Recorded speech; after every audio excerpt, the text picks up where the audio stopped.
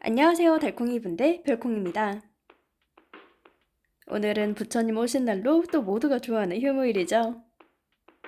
그래서 동냥을 데려왔는데 양이 애매해서 서양풍도 들고 왔습니다. 사실 닭구 하다 보니 동냥풍 하게 된 건데 끼워 맞춘 거예요. 그래도 휴무일은 모두가 사랑하는 날이니 닭구 힐링도 함께 했습니다. 요즘 또 동냥풍이다 한국풍이다 하고 닭구 쪽 말고 다른 곳에서도 의견이 나오고 있어요. 아이브도 한국풍으로 노래를 냈는데 동양풍이라고 소개하는 곳이 있어서 그런 것 같습니다. 닭구 쪽도 얘기는 나오지 않았지만 그걸 보면서 저도 생각이 많았어요. 그동안 인스에도 일본, 중국, 한국이 짬뽕된 오리엔탈리즘이 가득한 그림이 꽤 있었잖아요. 소스 사이트에 따라 중국 쪽이 관리하는 곳이면 중국 종이 많고 서양 쪽은 오리엔탈리즘이 많았습니다. 사실 대부분 빨간색을 주로 다루고 있고 기와나 등이나 공통적인 부분이 있습니다. 구조적으로 섬세하게 다른 점을 찾기는 직접 공부하지 않으면 부족할 수밖에 없어요. 저도 이 문양이면 한국이겠지 했는데 알고 보니 일본 혹은 중국인 경우도 많이 봤습니다. 서로 섞어 쓰면 양도 많고 좋겠지 생각했는데 이런 전통이 섞일수록 혼동이 올 수 있겠다 했어요. 그렇다고 지금 쓰는 제품이 앞서 말했듯 한국인지 중국인지 부정확한 경우가 있습니다. 한 작가님 블로그에서 본 건데 한국풍으로 정하고 넘긴 도안이 중국풍 이름으로 바뀌었다고 해요. 이런 점에 있어서 아주 심층 깊은 공부가 필요하겠다 생각했는데 판매자도 헷갈릴 정도입니다. 저도 무조건 한국, 중국, 일본풍 딱딱 정해서 파악한 뒤에 부르는 건 구매자끼리 불가능한 걸 알아요. 이런 점에 있어서 달콩이 분들의 의견도 궁금했습니다. 저는 전통은 지키는 게 좋지만 그 지킬 수 있는 선을 선명하게 그을 수 있을까 모르겠어요. 한국풍으로 부르기 위해 이 그림이 정확하게 맞는가 확인하는 작업도 필요하다 생각합니다. 물론 그저 이름일 뿐 그게 정확히 동양풍이다 라고 정의하기는 어렵다는 것도 알아요. 우리가 서양풍이라고 부르는 종류들도 애초에 동양풍이 아닌 것으로 퉁쳐버립니다. 그럼 어느새 단어의 정의부터 생각하게 되는데 더 머리만 복잡해졌어요. 혼자서 생각하는 것보다 다른 분들의 의견, 그게 같은 닭구러라면 어떨지 궁금했습니다. 다음은 좀 비슷한 건데 역시나 닉네임은 좀 거론하기 그렇지만 한 작가님께서 스토리를 올린 게 있어요. 인스에서 그림을 말할 때 왜 도안이라고 칭하는가에 대해서 의구심을 가졌단 얘기였습니다. 저도 그때부터 아차 싶었어요. 확실히 판매자가 도안이라 말해서 도안이란 거였지 그게 맞는 건 아니었습니다. 그 스토리를 본 후에야 도안이라 부르는 대신 그림이라 부르기 시작했어요. 또 단어를 고치면서 자주 든 생각이 내가 도안이라고 부르는 일이 꽤 많았구나 했습니다. 그럼 또 이어지는 게 이제 도안어가 아닌 작가님이라 부르는 게 맞았어요. 도안어라고 부르는 게 많이 익숙해져 있었는데 이것도 정신 바짝 차리고 고칠 겁니다. 맞춤법도 마찬가지로 처음에 딱 배웠을 때 외우고 계속 써야 아니잖아요. 안 그럼 자막 적을 때 아무렇게나 적게 될 수 있기 때문에 늘 조심하고 있습니다. 맞춤법 틀리는 걸 가장 싫어하기 때문에 적다가도 이게 맞나 싶으면 다시 확인하고 있어요. 띄어쓰기는 아무리 잘해도 항상 어려워서 띄어쓰기만은 널널하게 생각합니다. 이것처럼 생략을 하는 것과 완전히 다른 건 차이가 있기 때문에 단어에 대해 정확히 하려고 해요. 이게 또 결국 처음에 말했던 동양풍, 서양풍에 대해서도 맞닿습니다. 단어에 대해 정확하게 하고 싶으니까 고민이 길었어요. 다만 도안어, 도안이나 맞춤법은 아닌 게 확실하니까 혼자서 생각해도 됐습니다.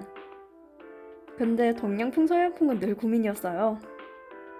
이게 또 구매자라면 그냥 사고 즐기고 끝날 일이었겠지만 유튜브로 올리는 입장이라 그렇습니다. 그렇다고 완전히 결론 나기를 바라는 것도 아니고 최근 고민에 대해 얘기했어요. 결국 이렇게 얘기합시다 땅땅 결론 지어도 그럼 현대풍은 서양풍은 하게 됩니다. 그럼 꽃들은 꽃들이 라인으로 된 건 코너만 붙이는 건 근데 그게 한국에만 자라는 꽃이면 끝이 없겠죠. 물론 전 이렇게 얘기 나누는 걸 좋아하긴 하지만 끝이 없는 토론은 지칠 뿐입니다. 잠깐 소소한 얘기거리 재밌었죠? 동양풍 닦고는 끝이 났습니다. 서양풍 이어서 할게요. 요즘 다시 닦구를 많이 하는 것에 빠졌습니다. 인물 인컷된 건 거의 다 썼다 보니 새로 인컷을 싹 하고 있는데 그래도 많이 해요. 사실 다른 건 다 하고 싶지 않고 인컷만 닦구만 하고 싶다 하다 보니 늘어났습니다. 도피성이긴 한데 그래도 가장 생각 없이 할 수 있다 보니 그래요. 다시 또 유튜브를 시작했던 초반처럼 편집을 힘들어하는데 영상은 왕창 찍어버린 그때가 됐습니다. 지금 너무 감사하게도 구독자도 2,000명이 되었고 쇼츠 영상도 6,000회 이상 나온 게 있어요. 저는 아직도 일정한 패턴을 가지고 있어서 상승세가 신기하기도 합니다. 전에도 말했던 게 사람이 일정 패턴을 유지하는 게 아니라 업그레이드 되어서 나아가야 하잖아요. 내가 지금 업그레이드가 되고 있나 생각하면 그게 아니긴 합니다. 그래서 완전 처음 500명일 때의 마음가짐과 동일해요. 어떻게 봐주고 계시지 의아한 것도 있고 편집하는 지금도 확신이 잘 서지 않습니다. 전 사람을 대할 때 확실하지 않은 사람에게 확신을 주려고 해요. 그게 눈에 확연히 보일 경우에 말해주는데 제가 저를 보고 영상을 볼 때마다 잘 모르겠습니다. 지금도 종종 쇼츠 영상을 보면서 사운드 테스트나 자막 위치를 보고 있어요. 그래도 여전히 신기하고 감사하고 그렇습니다. 지금 인물 여백컷을 얇게 해서 안쪽선과 동일하게 만든 거 엄청 마음에 들어요. 몰아보기 영상 때도 설명을 못해서 이번에 꼭 짚고 넘어가자 생각했습니다. 여백컷도 노여백컷도 신경을 잘 쓰지 않는데 진짜 예쁘게 하려면 아주 얇은 여백컷이 취향이었어요. 다음은 다다초님 인물도 지금까지 하던 여백컷보다는 좀 얇게 한 편입니다. 대신 다다초님 인물이 크다 확실하게 느낀 부분이 지금 다이어리에서였어요. 지금이 A7 와이드로 11cm 정사각인데 굉장히 꽉 찼습니다. 디저트를 먹는 손도 눈동자의 위치에 맞추려고 하다 보니 좀 더 아쉬웠네요. 역시 큰 인물은 15cm 정사각의 매력에서 못 놓게 됩니다. 대신 소품이나 프레임들의 사이즈가 약간 아슬아슬해서 11cm를 잘 쓰게 되네요. 배경은 작아지고 인물은 점점 커지는 게 여전히 신기합니다. 다음은 여백 어깨 자른 건데 각각의 매력이 있어요.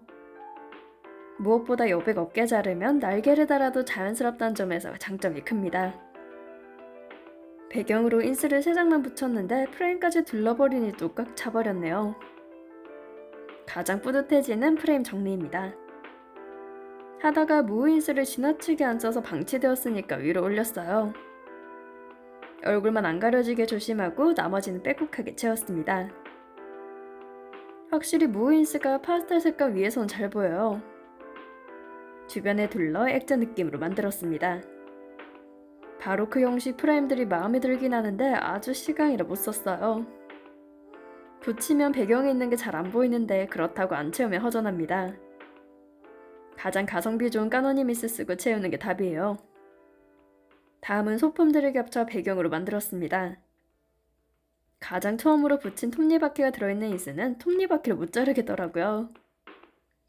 앵컷이 아주 살벌해서 여백컷으로 자르고 첫 번째로 붙여 티 안 나게 만들었습니다. 남은 바로크 장식들도 붙여서 보내주고 타이프 붙여 마무리할게요. 금박이 정말 예쁜데 저것도 같은 디자인으로 서너 장 들고 있으니 마구 썼습니다. 다음은 쭉 소품들의 연속인데 이제 배경을 쓰려고 부를 만한 것이 없습니다. 타로카드 같은 것들도 배경을 필요로 하는 소품일세요.